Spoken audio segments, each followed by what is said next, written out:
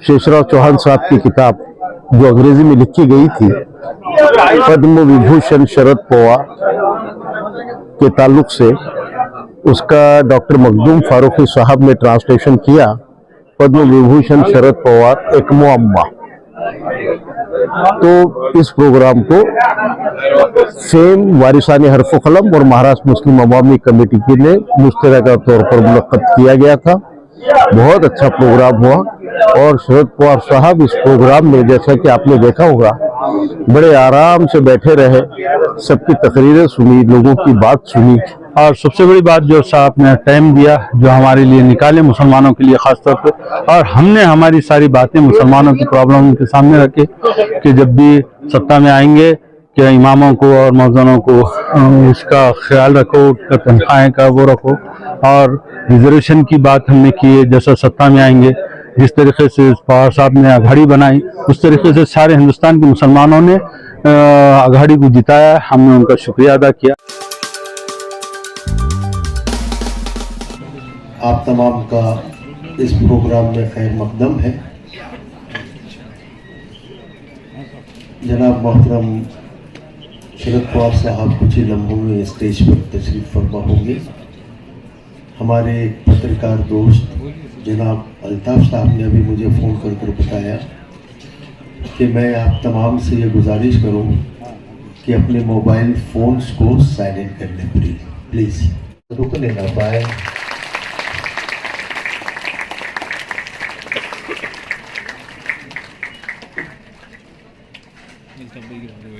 पर बैठ जाएं।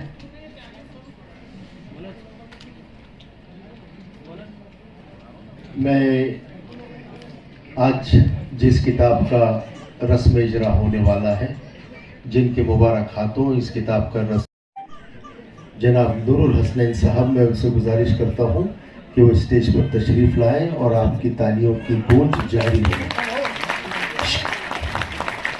इस सरजमीन के सपूत हैं जिनकी 14 नॉवेल्स यहाँ पर आज तक मंजर आम पर आ चुकी हैं, और उनकी एक नावल चांद हमसे बातें करता है ने सारी दुनिया में धूम मचा रखी है। और जहाँ तक मुझे इल्म है कि वो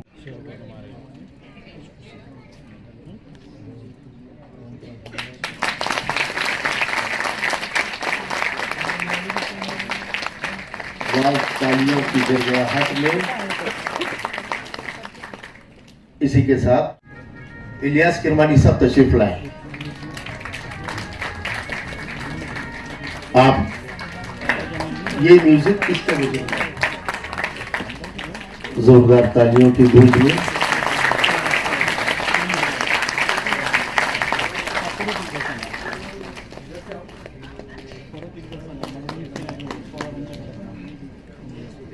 बहुत बहुत शुक्रिया। जोरदार तालियां। यहाँ पर बहुत सारे लोग ऐसे हैं जिन्होंने सिलेबस में नूरुल हसनैन की कहानियां पढ़ी होंगी।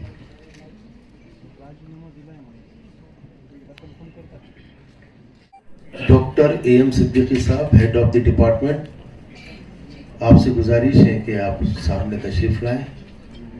इलियास किरमानी साहब शेषराव चौहान साहब की खिदमत में गुल पेश करें।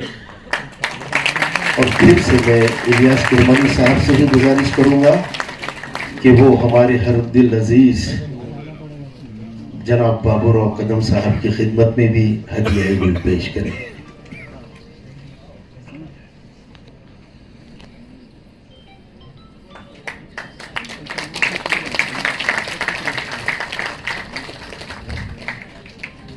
मुझे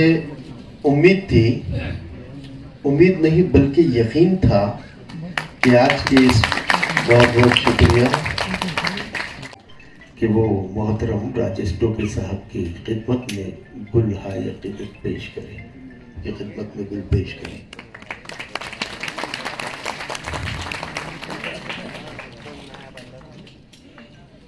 हजरात, मैं आपको बताता चलूं कि आज का ये हुआ है और मैं आप लोगों को मुबारकबाद देता हूँ कि वारिसाने हरफ कलम और फेम के आज इस रस्म इजरा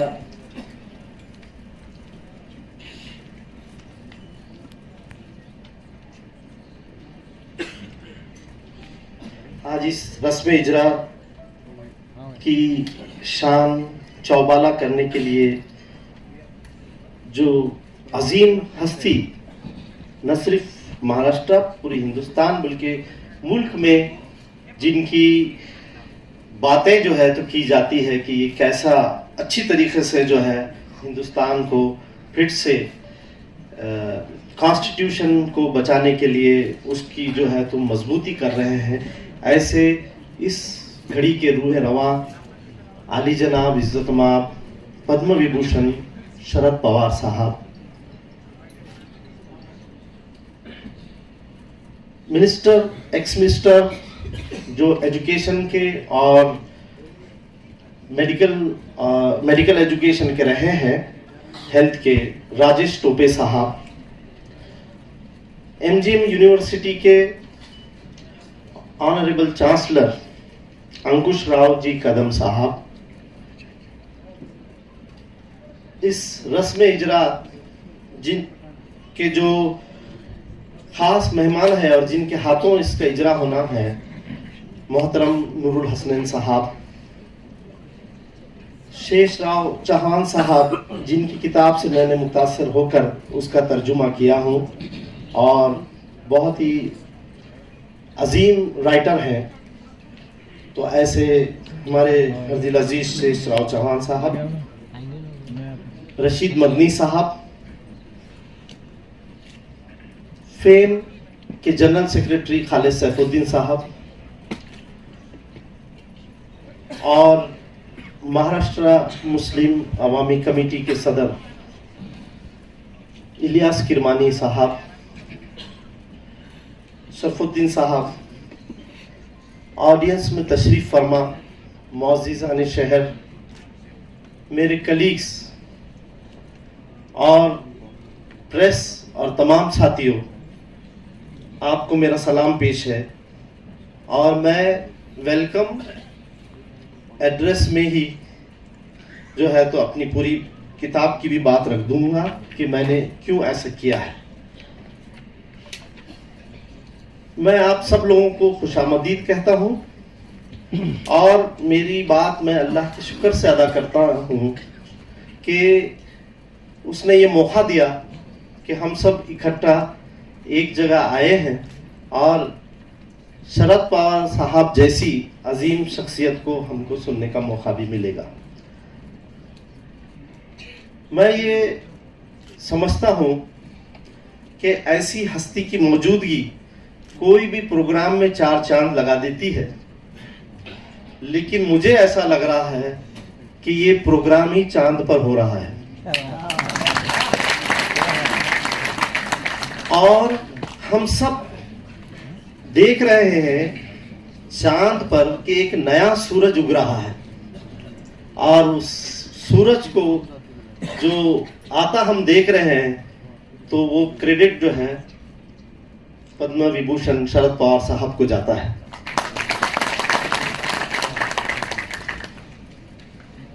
मोअज़्ज़िज़ीन, जब शेषराव चौहान साहब से मेरी मुलाकात हुई गांधी स्मारक में, तो उन्होंने मुझे एक किताब दी पढ़ने के लिए। मैं जब पढ़ा तो मैं बहुत मुतासिर हुआ। शरद पवार साहब से तो मैं हमेशा से ही मुतासिर रहा। 2015 में जब Fatima Zakaria madam higher learning centre का उद्घाटन पवार साहब के हाथ से करवाया था उन्होंने, तो मैं वहाँ पर कैंपस इंचार्ज था और मैंने देखा कि इन्होंने किस खुश असलूबी के साथ जो है एक बहुत बड़ा डोनेशन भी उस इदारे को दिया और न सिर्फ इदारे को दिया बल्कि ये कहा कि यहाँ पर जो है higher learning and advance research promote होना चाहिए इस कैंपस पे। तो ये बहुत पुराने साथी डॉक्टर रफीक ज़करिया साहब और मैडम के रहे हैं। मैडम हमेशा ये कहती थी कि मुझे मेरी बर्थडे पे और मैं पवार साहब की बर्थडे पे हम ज़रूर फ़ोन करते हैं। तो ये भी मुझे अच्छी तरीके से याद है। तो मैं जब पढ़ा ये पूरी किताब तो मुझे ये लगा कि ये बातें उन लोगों तक भी जाना चाहिए जो नॉन इंग्लिश है। तो मैंने ठाना कि मैं इंशाल्लाह इसको उर्दू में तर्जुमा कर दूंगा। और मैंने जब पूरी किताब पढ़ी तो मुझे ऐसा लगा कि पवार साहब जो है, तो अगर आप उनकी पॉलिटिकल लाइफ देखें तो ये जो 60 साल की जिंदगी है, ये आज जो महाराष्ट्र है तो ये दोनों एक दूसरे के कंटेम्परेरीज है। अगर आपको पवार साहब का काम देखना है तो आप महाराष्ट्र की क्या तरक्की हुई 60 साल में वो देख लीजिए, और महाराष्ट्र की जो तरक्की हुई है पिछले 60 साल में, तो आप समझिए कि वही पवार साहब है। तो ये जो बच्चों तक ये बात जाना चाहिए कि जो बच्चे स्पेशली जो एमपीएससी वगैरह एग्जाम्स देते हैं कि क्या क्या हुआ है और कैसी कैसी मुसीबतों से और कैसे कैसे मरहलों से गुजर कर ये सब हुआ है। ये बहुत अहम चीज है जो उस किताब में कवर होती है। दूसरी बात ये कि जब उसका जो है रस्म इजरा हुआ था एमजीएम में, रुक्मणी हॉल में, तो मैं वहां था और हमारे former prime minister Manmohan Singh वहां आए थे। उन्होंने अपनी तकरीर में कहा था कि पवार साहब जो है वो मैन ऑफ क्राइसिस है, वो जो है तो एकदम आ जाते हैं और जो है तो आपका सब विन विन सिचुएशन कर देते हैं। और उन्होंने अपनी खुद उसमें बात लिखी कि जब वो फाइनेंस मिनिस्टर थे और साहब जो है एग्रीकल्चर मिनिस्टर थे, तो उस वक्त खजाना खाली था, बहुत बुरे हालात थे। तो उस वक्त उन्होंने खुद इस बात को तस्लीम की कि साहब की जो मदद थी कि इंडिया को जो है तो फिर से ट्रैक में लाने के लिए वो एक प्राइम मिनिस्टर जो है इलियास किरमानी साहब को दावत दे रहा हूँ। उससे पहले मैं ये बता दूं कि इलियास किरमानी की शख्सियत से आप सब वाकिफ हैं। इस इलाके में मुस्लिम रिजर्वेशन के लिए जो 2017 में जो मोर्चा निकला था, जिसमें 3.5 लाख से ज़्यादा लोग आए थे पूरे महाराष्ट्र से, उसका नियोजन इस शख्स ने किया था। और जितने भी सोशल इश्यूज पर जो भी कानून के दायरे में रहते हुए जितने भी धरने होते हैं वो सब इस वक्त पिछले तकरीबन 7-8 साल से उसका मरकजी रोल इलियास किरमानी ही अदा करते हैं। मैं उनसे गुजारिश करता हूं कि उनको जो वक्त तफवीद किया गया है उसमें अपनी बात रखें। आज के प्रोग्राम के हमारे बुजुर्ग नेता, हिंदुस्तान के नेता, महाराष्ट्र के नेता जनाब शरद पवार साहब और हमारे कदम साहब, एमजीएम के वाइस चांसलर कदम साहब, राजेश टोपे साहब, मखदूम फारूकी साहब, शेषराव चौहान साहब, रशीद मदनी साहब, हमारे ख्वाजा भाई और हमारे जिला अध्यक्ष पाटिल साहब, तांगड़े पाटिल साहब, और सामने बैठे मेरे दोस्तों, मेरे माँ बहनों और बुजुर्गों, उलमा इकराम।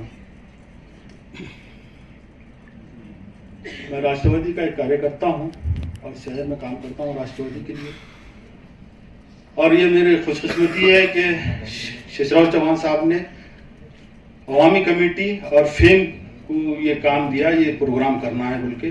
जब से हम एक्टिव है और ये प्रोग्राम के लिए मेहनत किए, और बहुत सा हाल हमको छोटा पड़ गया, बहुत सारे लोग बाहर से वापस जा रहे हैं, थोड़ा सा हमसे वो हो गया, सब थोड़ा हाल बड़ा रहना था। हमारे जो शरद पवार साहब है, ये एक ऐसा नेता है, ये ऐसा नेता है, हिंदुस्तान के नेता है, सेकुलरिज्म का जो खंबा है, ये आप लोगों को मालूम होना चाहिए। पिछले 10 साल से हम माइनॉरिटीज पे क्या जुल्म हो रहा था, क्या कहां पे हमको कौन सी वक्त नहीं छोड़ा जा रहा था, चाहे वो तुम्हारी दाढ़ी हो, तुम्हारी टोपी हो, तुम्हारा बुर्का हो, तुम्हारा हिजाब हो, तुम क्या खाना क्या नहीं खाना। और इतने ऐसे माहौल में ये हमारे शरद पवार साहब इंडिया आघाड़ी जिस तरीके से बनाए, जिस तरीके से मेहनत किए, और शायद साहब बीच में नहीं रहते तो आज ये इंडिया आघाड़ी नहीं बनती। जिस तरीके से इन्होंने मेहनत करके बनाए, जिस तरीके से उसमें कामयाबी दिलाए, और आज मोदी शाह की हुकूमत जो बैसाखी पे आई, आज ये शरद पवार साहब का कारनामा, ये हमारी खुशकिस्मती है। ये हमारी खुशकिस्मती है, ये नेता हमारा महाराष्ट्र का है। और महाराष्ट्र में भी क्या चल रहा था पिछले साल से, क्या नहीं जुल्म हो रहा था हमारा पर, क्या नहीं हो रहा था। और ये नेता जो जिस तरीके से एक सेकुलरिज्म का खंबा है, और आपको ये बता दूं मैं, ये मैं नहीं बोलता, आपको एक बात बता रहा हूं मैं। मुझे एक संघ का आदमी मिला, दिल्ली का संघ का बहुत बड़ा करोड़पति व्यापारी है, वो मुझे वालिद में मिला कि वो ये बोला कि भाई किरमानी साहब, तुम लोग बहुत खुशकिस्मत है, मैं संघ का आदमी हूँ, मैं बचपन से संघ में, मेरा खानदान संघ में है, तुम्हारे पास शरद पवार जैसा नेता है, तो मुसलमानों ने उसके लिए दुआ करना, उम्र करने के लिए दुआ करना चाहिए। एक हिंदू शब्द बोल रहा हूं, मुझे क्यों बोल रहा भाई, जिस तरीके से लॉकडाउन में पूरे हिंदुस्तान में एनआरसी के खिलाफ एहतजाज हुए, और हमारे शरद पवार साहब ने जिस तरीके से भाजपा के हल्लक में से निकाल के सत्ता जब बनाई और पूरे हिंदुस्तान में शाहीन बाग के नाम पे एहतजाज हुए, सारे हिंदुस्तान में मुसलमानों पे गुनाह दाखिल हुए, मगर पूरे महाराष्ट्र में एक मुसलमान पे गुनाह दाखिल नहीं हुआ। आपको बता रहा हूं मैं, यूपी में, मध्य प्रदेश में, राजस्थान में आज भी मुस्लिम बच्चे जेलों में, आज भी मुस्लिम बच्चे जेलों में है। और ये बात याद रखो, ये साहब का ये कारनामा नहीं है, ये एक कारनामा नहीं है, मैं एक बताता हूँ जो हमारे माइनॉरिटी के साथ साहब ने किया हुआ है, ये बात आपको कबूल करना पड़ेगा। जो मालेगांव बम ब्लास्ट हुआ, मक्का मस्जिद बम ब्लास्ट हुआ, समझौता एक्सप्रेस बम ब्लास्ट हुआ, जिसमें बेकसूर नौजवानों को पकड़े थे, सीबीआई ने बेकसूर नौजवानों को जेलों में डाली थी, साहब ही का कारनामा है, उन्हीं की सत्ता थी। उन्होंने सही आरोपी कौन है उनको ढूंढ के निकाले, और वो बच्चों को छोड़ना पड़ा, और जो सही आरोपी जेल में गए, आज कुछ उसमें छूटे, कुछ खासदार बन गए, और मगर ये तो मुसलमानों के ऊपर से कलंक तो निकला। क्या एक कारनामा है क्या साहब का? और अगरचे ये जो अघाड़ी बनाए, आप ये बात याद रखो, अघाड़ी जिस तरीके से बनाए, जिस मेहनत से बनाए, सारे हिंदुस्तान की पार्टियों को एक जगह करके लाए, ये हमारे लिए राहत क्यों है? हमारे लिए राहत क्यों है? ये अगरचे नहीं बनता, ये संविधान खत्म करके ये मनुस्मृति लागू करने वाले थे। एक बार नहीं 3 बार होम मिनिस्टर का अमित शाह का बयान था कि कश्मीर से कन्याकुमारी तक मैं हिंदू राष्ट्र बनाऊंगा। ये आप, मैं नहीं बोल रहा, टीवी बोल रहा। और ये बड़ी राहत की बात है, एनआरसी भी लगने वाली थी, ये हम माइनॉरिटीज के मुसलमानों के लिए बहुत बड़ी राहत की बात है, ये सोचना चाहिए। यही साहब के बात पे हमारे उलमा इकराम ने सारे हिंदुस्तान पे जिस तरीके से मेहनत किए, जिस तरीके से काम किए, मुसलमानों को सही दिशा बताए, कैसा वोट डालना, किस तरीके से वोट डालना, और कौन सी पार्टी को डालना। और याद रखो, हमारे उलमा इकराम ये हमको सही रास्ता दिखाती है, ये हमारे वारिस रसूल है, हमको उनकी सुन के चलना है और उन्हें सही फैसला देते। उलमा इकराम ने जिस तरीके से काम किया, कुछ नामाकूल और मकरू लोग उलमा इकराम के खिलाफ बोल रहे हैं, हमको उसकी परवाह नहीं करना है। हमको हमारे भाइयों की, हमारे नस्लों की फिक्र करना है। इस मुल्क में किस तरीके से सेकुलरिज्म कायम रहना है, ये मिसाल ये देखना है। ये हमारी खुशकिस्मती है कि ये नेता हमारे महाराष्ट्र का है। ये बात मैं आपको बता रहा हूं। और दूसरी बात, मेरे को बात बहुत कम 7-8-10 मिनट का टाइम दिया, मैं ज्यादा नहीं बोलना चाह रहा। और एक बात साहब, आपसे ये गुजारिश है, जब हमारी महाराष्ट्र में सत्ता आएंगी, इंशाल्लाह आएंगी साहब, हमारी सत्ता आएंगी, महाविकास आघाड़ी की सत्ता आएंगी, तो आएंगी तो साहब हमारी ये आपसे गुजारिश है, हमारे उलमा इकराम की तरफ थोड़ा ध्यान दीजिए।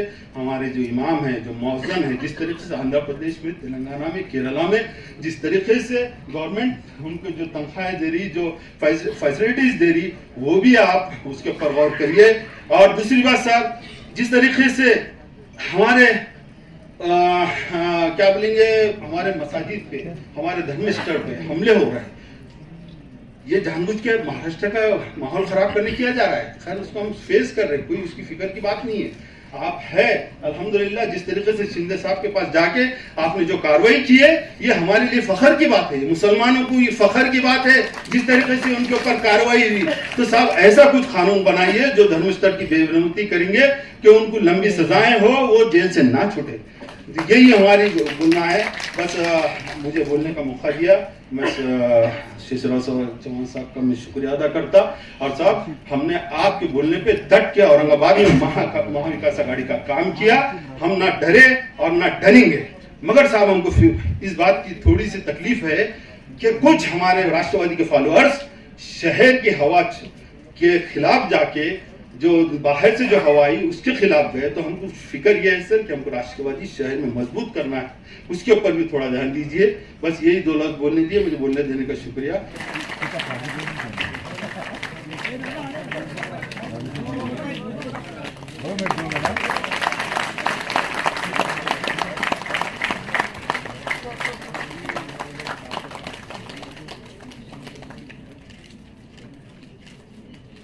जनाब शरद पवार जी जो इस इजलास में हमारे सामने हाजिर हैं और उन पर लिखी गई किताब का इजरा उन्हीं के हाथों अमल में आया है।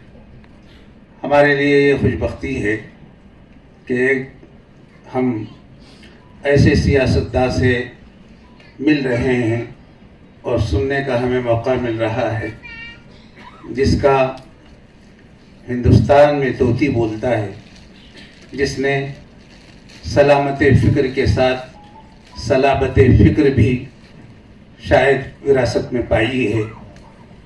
गुत्थियों को सुलझाना और इख्तिलाफात के उन सिरों और उन गिरोहों तक पहुंचना उनके बाएं हाथ का खेल है। कैसी ही मौजे बला हो, कश्ती कितनी ही भंवर में हो, लेकिन साहिल मुराद तक पहुंचाने का फन वो खूब जानते हैं। हमने अपने आंखों से देखा है और कानों से सुना है। सर से मुराद है शरद पवार जी। वो खामोश तबीयत जरूर हैं, कम गो भी हैं, लेकिन सुनते ज्यादा हैं, बोलते कम है और करते बहुत ज्यादा हैं।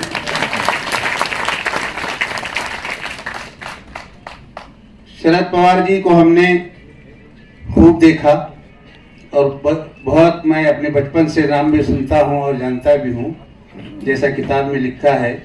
और मुझे ये पता भी था कि 1962 में उन्होंने अपनी सियासी सरगर्मियों का आगाज यूथ कांग्रेस के लीडरशिप से किया है। सर 1962 में आपने गर्म सियासत में आपने हिस्सा लिया 1962 में, यानी इसका मतलब है आज से ठीक 62 साल पहले। इतने ही साल हो रहे हैं और फिर 1964 में जवाहरलाल नेहरू से आप मिले भी हैं और बहरहाल उस वक्त गो के कम वक्त मिला, लेकिन एक लंबा अरसा सियासत में रहे हैं और सियासत के दाव पेच से वो खूब वाकिफ हैं। जिस वक्त हमारे इस मुल्क में मौजूदा हालात में जिस तरह के तूफान बपा हो रहे थे और जो मौजे बला चिंगाड़ रही थी, अब वो पुरसुकून है। उसको सुकूत और खामोशी अता करने में जिस शख्सियत का हाथ है वो आज हमारे सामने बैठी है। ये बात मैं इसलिए कह रहा हूं कि इंडिया और एनडीए, ये इंडिया का जो वजूद हुआ और इंडिया जिस तरह हमारा हकीकी इंडिया यानी भारत जो टूटने के डगर पे था, उससे इंडिया वजूद में आया, यानी गठबंधन। ये जो इंडिया वजूद में आया है, इस इंडिया के परे बिल्कुल इसी तरह उन्होंने इस इंडिया को या भारत को शरद पवार जी ने संवारा है, जिस तरह के कोई शख्स अगर भारत के उस नक्शे को इधर उधर से काट पीट दे और किसी एक ज़हीन बच्चे से ये कहे कि तुम इस नक्शे को जोड़ो, तो उस बच्चे को ये पता नहीं था कि वो कैसे इस नक्शे को जोड़े और सरहदों को मिलाए और सूबों को एक दूसरे से करीब करे और बिल्कुल भारत की तरह नक्शा तैयार करे। लेकिन उस आजमाने वाले शख्स ने उस नक्शे के पीछे एक इंसान की तस्वीर बना रखी थी। उस चालाक और होशियार और ज़हीन और फतीन बच्चे ने, अब जाहिर है कि इसमें कहाँ सर खपाए, तमाम सूबों को जोड़ते हुए उसने इंसान के कटे हुए हाथ पैर सर नाक कान सब जोड़ दिए, इधर भारत जुड़ गया। यही काम हमारे शरद पवार जी साहब कर रहे हैं और ये उन्होंने किया। वो इंसान को जोड़ने का काम भी करते हैं और किसान को उठाने और उभारने का काम भी करते हैं।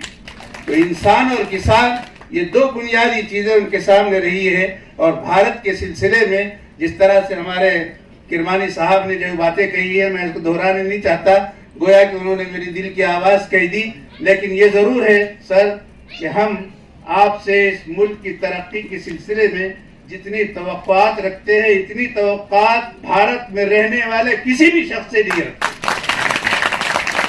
और वो इसलिए हम रखते हैं कि आपके अंदर कर गुजरने का हुनर है, इसलिए कि आपने एक फिक्र साकिब और ज़हन रसा पाया है।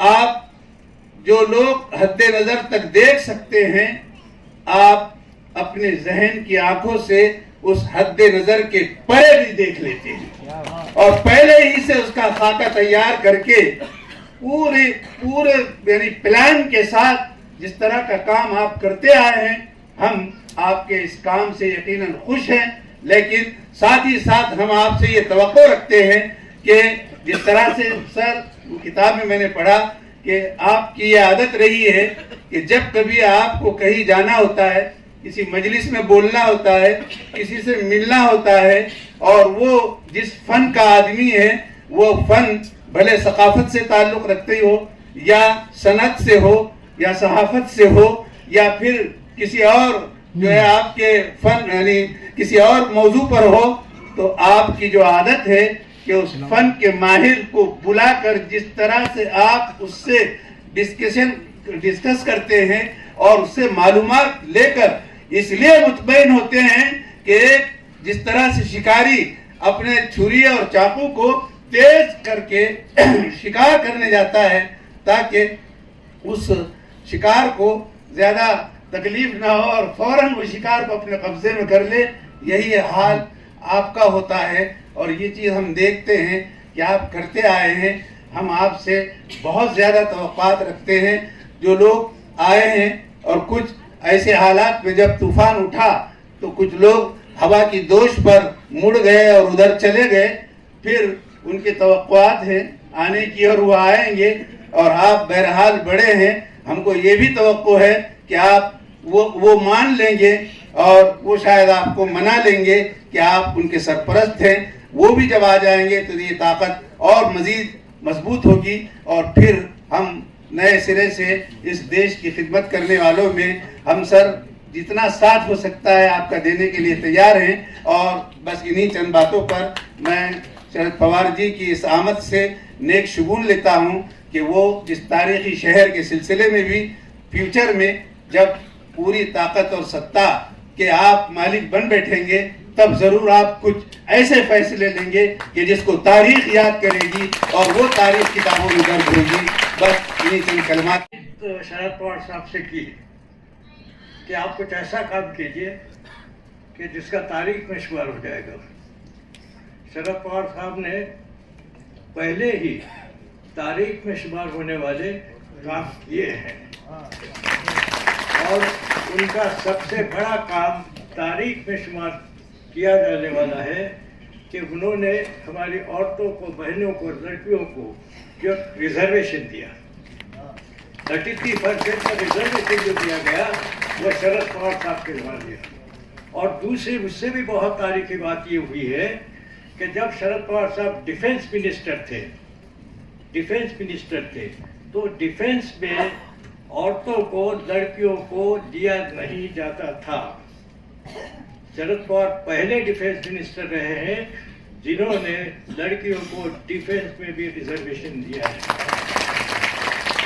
और उसका नतीजा आज जो दिखाई देता है कि जो लड़कियां जमाने में रिक्रूट हुई वो आज मेजर जनरल के ओहदे तक पहुंची। तो ये बड़ा हिस्टोरिकल काम जो है, और कई ऐसे काम हैं, लेकिन चूंकि आखिर मैंने कहा तो मैंने कहा पहले मैं बोल दूं।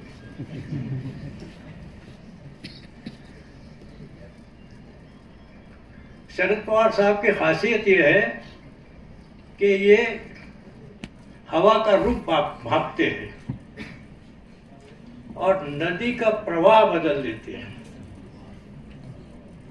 तो ऐसे ये दो गुण रखने वाले आदरणीय शरद पवार साहब, उसके बाद जनाब नूरुल हसन साहब, मंच पर बैठे मेरे साथी भाई और बहनों, ये दो खासियत खुसूसियत क्या कहेंगे, ये दो गुण जो शरद पवार के हैं, वो शरद पवार साहब के दो गुण पार्लियामेंट के इलेक्शन में दिखाई दिए। देश किस ओर जाने वाला है ये रुख उन्होंने बहुत भली भांति भांप लिया। रुख की देश के रुख दिशा जो जाने वाली थी, अगर उसमें शरद पवार साहब अपना रोल अदा नहीं करते थे तो हो सकता था ये 24 के इलेक्शन के बाद ही इस देश में, इस मुल्क में डिक्टेटरशिप आती थी। ये उन्होंने रोकने का काम किया।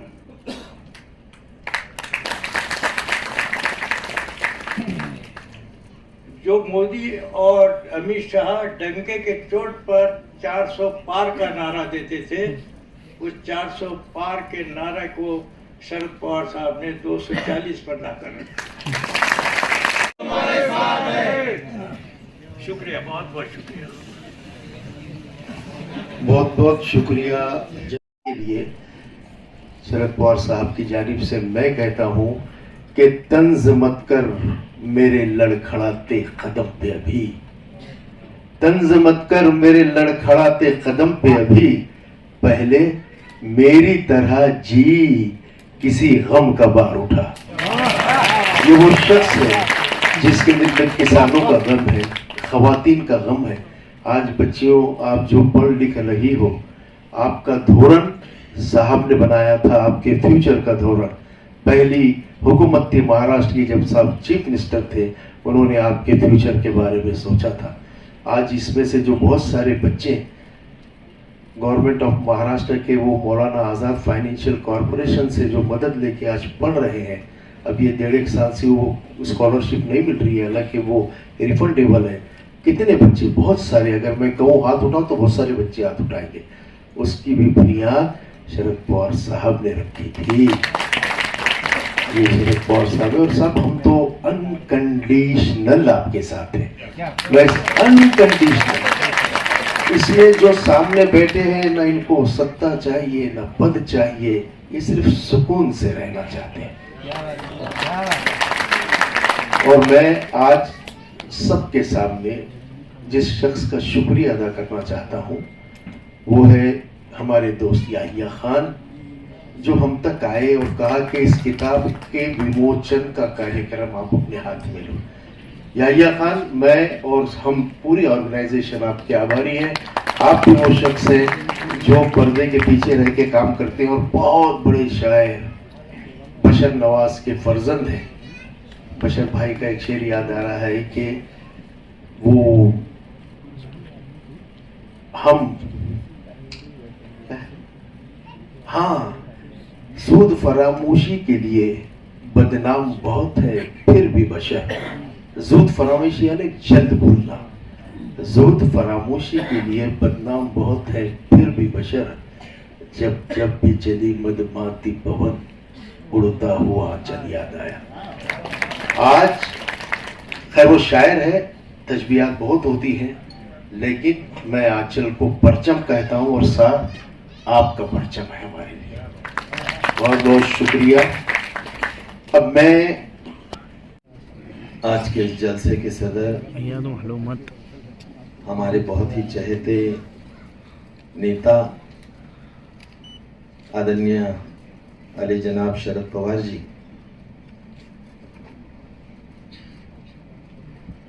यहाँ के तालीमी मैदान में जिन्होंने बहुत बड़ा काम कर दिखाया है, ऐसे हमारे बुजुर्ग नेता आदरणीय अंकुशराव जी कदम, नूरुल हसनैन जी, भाई खालिद सैफुद्दीन जी, रशीद मदनी जी, जिन्होंने इस किताब को लिखा है, Sharad Pawar the great Enigma, उनके राइटर शेषराव जी चौहान, उनके ट्रांसलेटर डॉक्टर मखदूम फारूकी जी, हमारे मित्र और हमारे शहर के राष्ट्रवादी के अध्यक्ष ख्वाजा शरफुद्दीन जी, इलियास किरमानी जी, उपस्थित सभी मेहमानात, मंच पर उपस्थित सभी मुकर्रीन, उपस्थित सभी, खास तौर पर यहाँ पर उपस्थित हमारे छात्र और बहनों और भाइयों,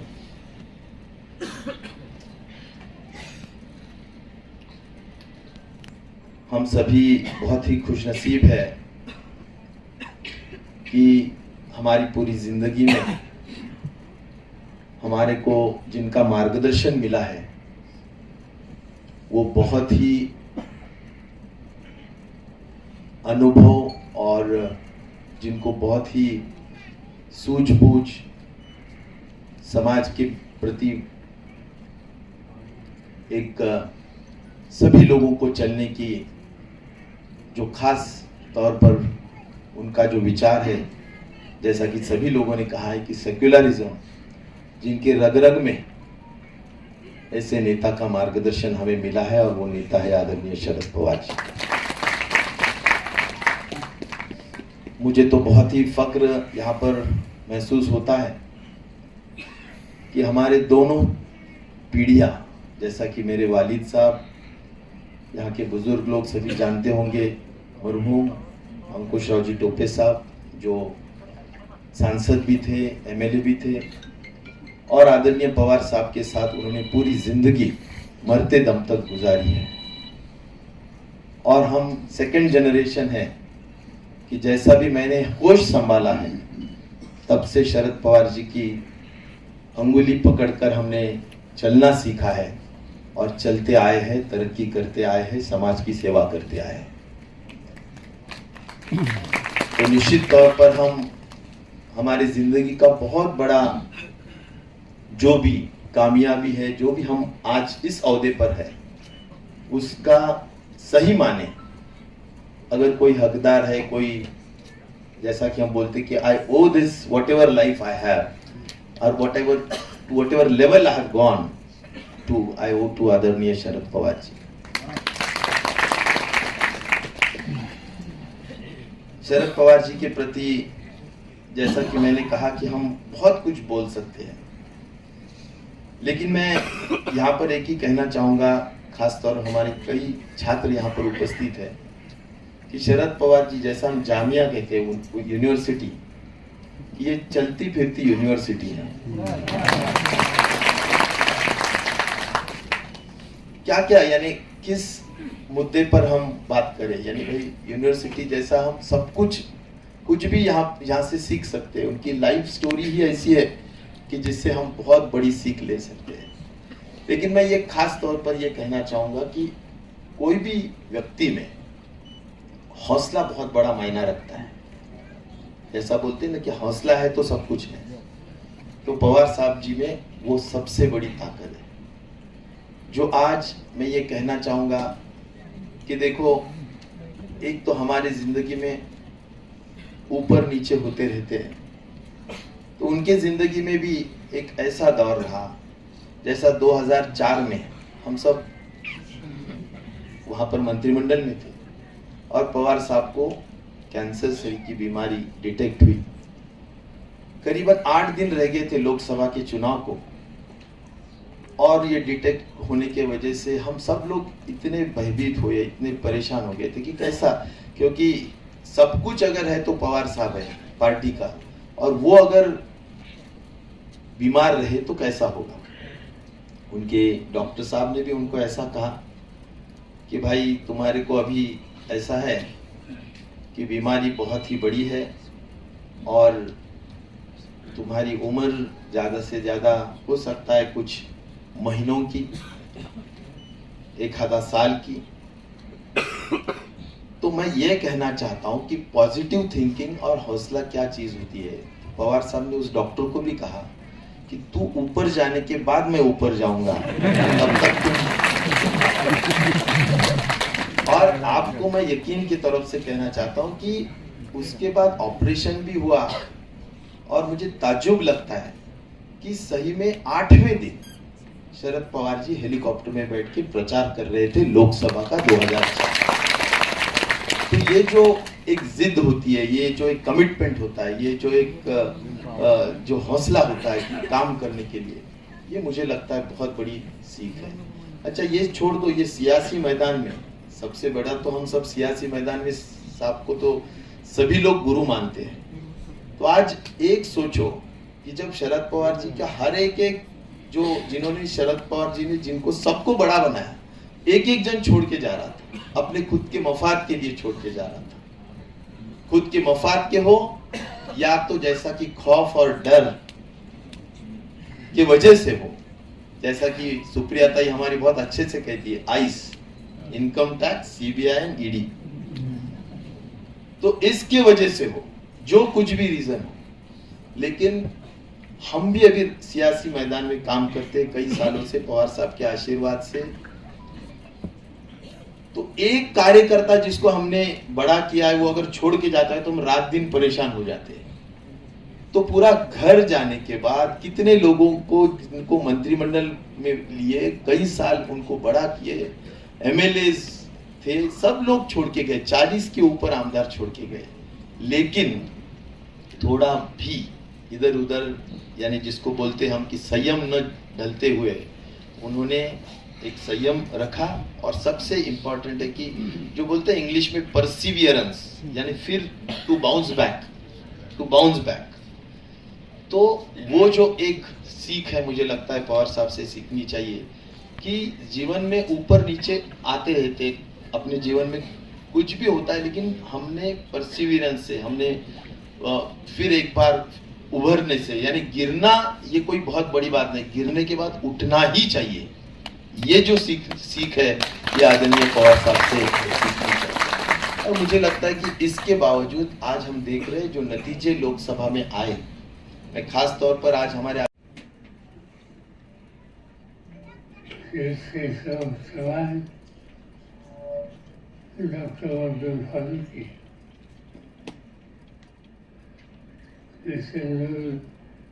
हसनैन इलाही, डॉक्टर मौलाना अब्दुल रशीद वली, हम सब के साथी कलम, राजेश तोफी, जयसिंह गायकर, भाइयों,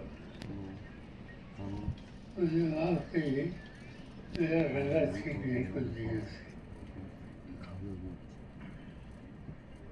10 दिन पहले श्री साहब जी मुंबई में आए थे। उन्होंने बताया कि कुछ नए किताब लिखे हैं बाबा साहब अम्बेडकर के बारे में, और इस देश में। बहुत बहुत शुक्रिया शरद पवार साहब। अभी एक मिनट मौलाना मुफ्ती साहब, मैं सबसे पहले वाजिद कादरी और उनके साथियों से गुजारिश करता हूं कि वो जो तोहफा देने वाले हैं साहब की खिदमत में दे। उसके बाद फेम के ऊपर से आइए, और उसके बाद मुफ्ती सैयद इमामुद्दीन साहब आप दे दीजिए वहाँ पर। चलिए फेम के बच्चे जल्दी आइए आगे। उसके बाद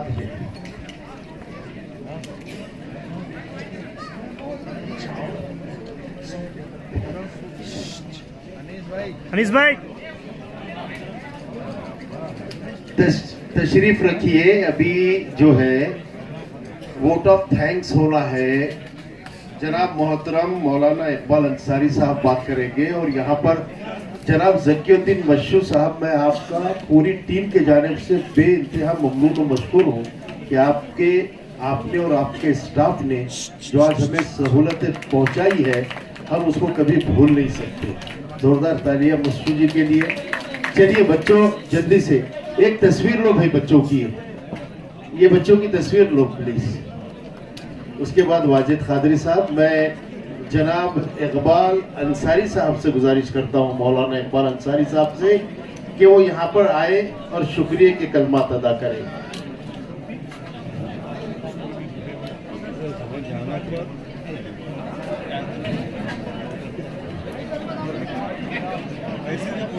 ये तस्वीर वाले जल्द चल गए मौलाना इकबाल अंसारी साहब। मार्केट में तो आता वो लगने वाले आज जो है जनाब शेषराव चौहान साहब की किताब जो अंग्रेजी में लिखी गई थी, पद्म विभूषण शरद पवार के ताल्लुक से, उसका डॉक्टर मखदूम फारूकी साहब ने ट्रांसलेशन किया। पद्म विभूषण शरद पवार एक मुअम्मा। तो इस प्रोग्राम को फेम वारिसानी हरफ कलम और महाराष्ट्र मुस्लिम अवामी कमेटी की ने मुश्तरका तौर पर मुनक्कद किया गया था।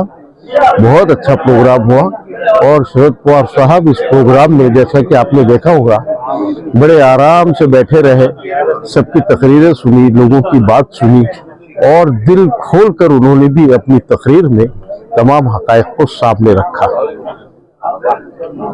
एक साहब ने कहा कि आप वादा कीजिए कि अगले इलेक्शन में भी आप भाई हमारा ऐसे ही साथ देंगे।